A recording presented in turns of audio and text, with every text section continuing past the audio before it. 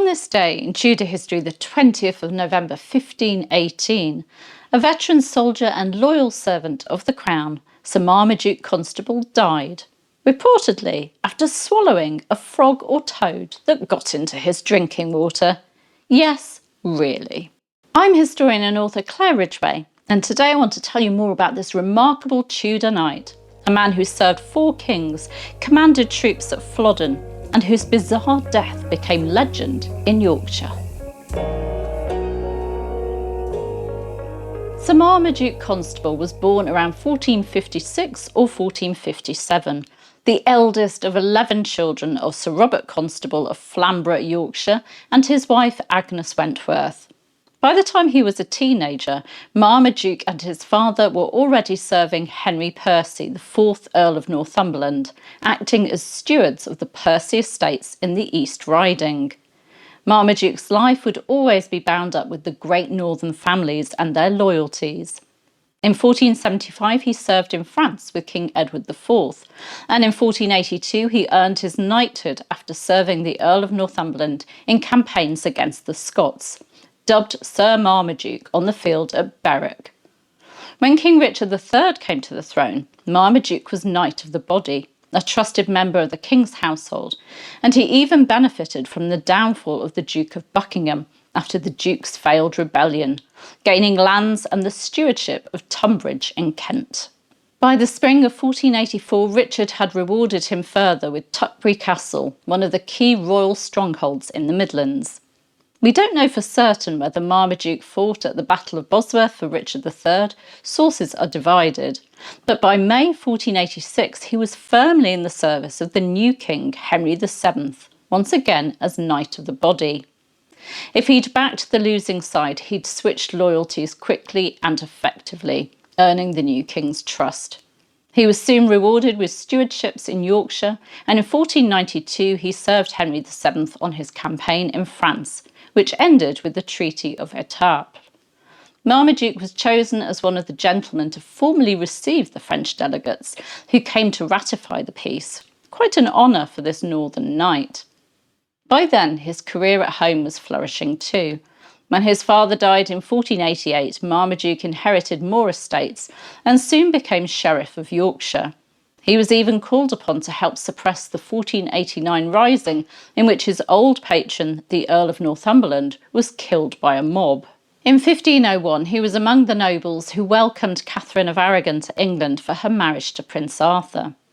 And in 1509, he was nominated by his new patron, Thomas Howard, Earl of Surrey, to join the Order of the Garter, though he wasn't ultimately elected. But his greatest military moment came 4 years later.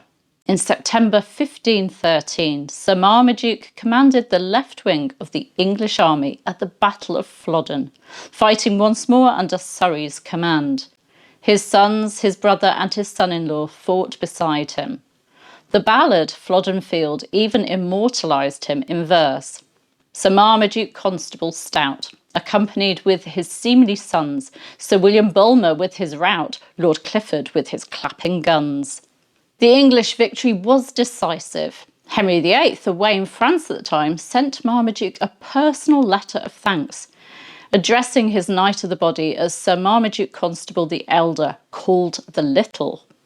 It was the Crown's way of honouring an old soldier whose loyalty and courage had spanned generations. In May 1518, Marmaduke made his will. He requested a quick and simple burial, without calling of friends or any other solemnity. He died later that year, on the 20th of November 1518, and according to one tradition, the cause was rather unusual.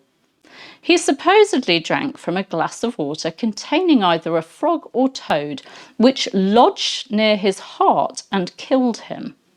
The story grew so famous locally that when the Gentleman's Magazine wrote about his tomb at St Oswald's Church, Flamborough in 1753, it recorded that beside his epitaph is, and I quote, "the upper part of a skeleton in stone. The ribs project greatly, and the breast is laid open, in the inner side of which appears what by tradition is held to be a toad at the heart, of which he was supposed to die, but it bears little or no resemblance of a toad." The tomb has survived. St Oswald's Church website states, "To the left of the altar is the curious tomb of Sir Marmaduke Constable, who was commended for bravery by Henry VIII. On the tomb is a fragment of a carved skeleton with a lump on the chest.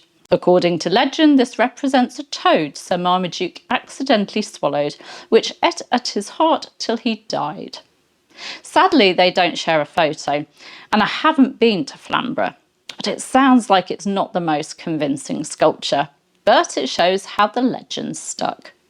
Whether he choked or it was just a macabre myth, Sir Marmaduke Constable became known as the knight who died of a toad. Marmaduke married twice. His first wife, Marjorie Fitzhugh, died without issue. His second wife, Joyce Stafford, gave him a large family, 4 sons and 2 daughters. His eldest son, Robert Constable, continued the family's turbulent history. He helped Henry VII suppress the Cornish rebellion in 1497, but was later executed for his part in the Pilgrimage of Grace rebellion under Henry VIII. The Constables, it seems, were a family born to serve and sometimes to suffer under the Tudors.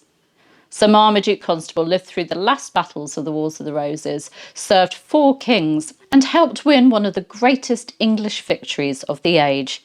He may have been little in stature, but he cast a long shadow in Tudor military history and left behind one of the strangest death legends of them all. So what do you think? Did Sir Marmaduke really swallow a frog or toad, or is it just Tudor gossip that grew in the telling? Let me know in the comments, and don't forget to like, subscribe and ring the bell for more stories from Tudor history, where even a frog in your drink could make you famous.